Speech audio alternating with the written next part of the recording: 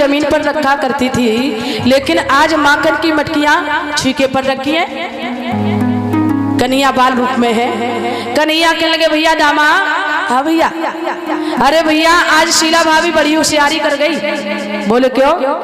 अरे जो माखन की मटकी रोजाना नीचे रखा करती थी, आज माखन की मटकी छीके पर रखी है। अच्छा भैया, तो कन्हैया ये बताओ ये मटकी नीचे कैसे आएगी? कन्हैया कहने लगे वही बात तो हम कह रहा हूं। अरे भैया कोई उपाय करो, इस माखन की मटकी को हम नीचे कैसे उतारेंगे?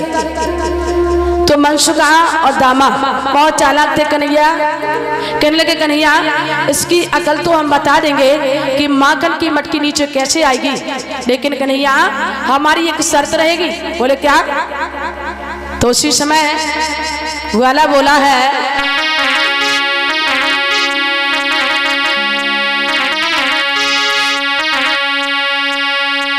अरे सिर पे गगरिया धारी और सीला पानी भरे में कोदाई,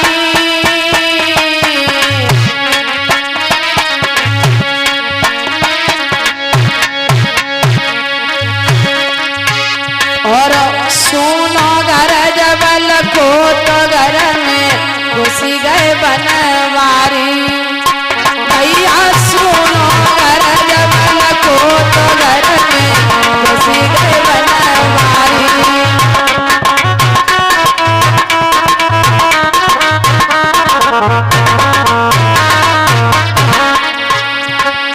बताया अरे मटकिया ऊपर धरी गई है।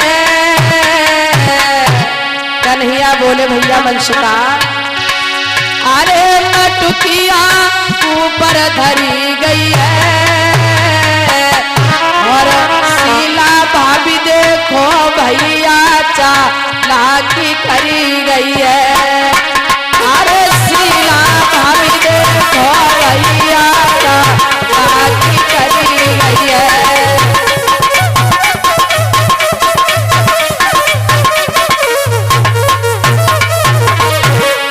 मनसुखा बोला अरे अकली तो मोहन बतलई, पर एक शरत हुई जाए ऊपर को माखन मठाई।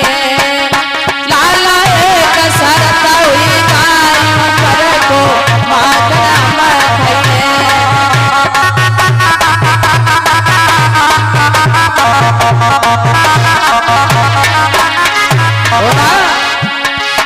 अरे मनसुखा कहने लगो हंस के,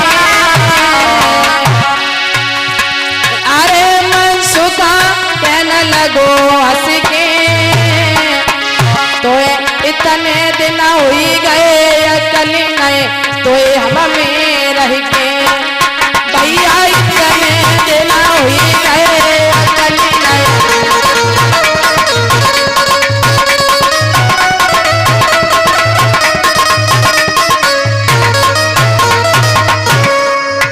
आज भगवान कन्हैया ने कहा है मनसुखा, शीला भाभी बड़ी होशियारी कर गई कि जो माखन की मटकी है वो छीके पर रख के चली गई है।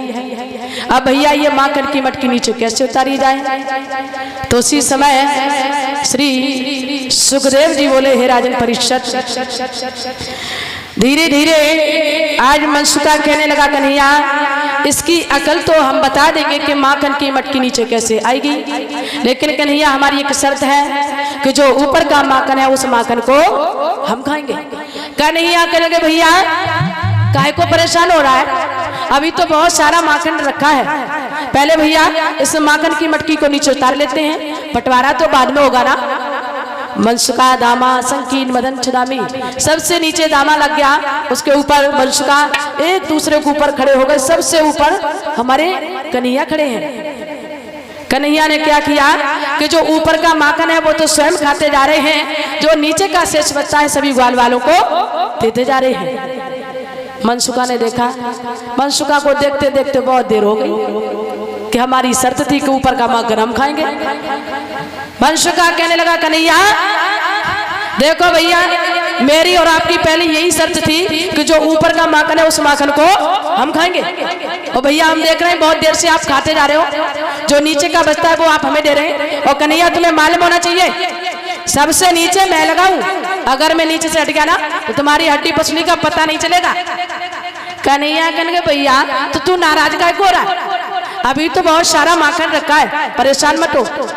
और तब तक परीक्षित महाराज उधर से शीला भाभी जल भर के घर वापस लौट रही हैं। शीला भाभी ने दूर से ही निगाह डाली कि मैं तो महल का दरवाजा लगा के गई थी लेकिन फाटक तो खुले पड़े। समझ गई कि कन्हैया के अलावा कोई नहीं हो सकता।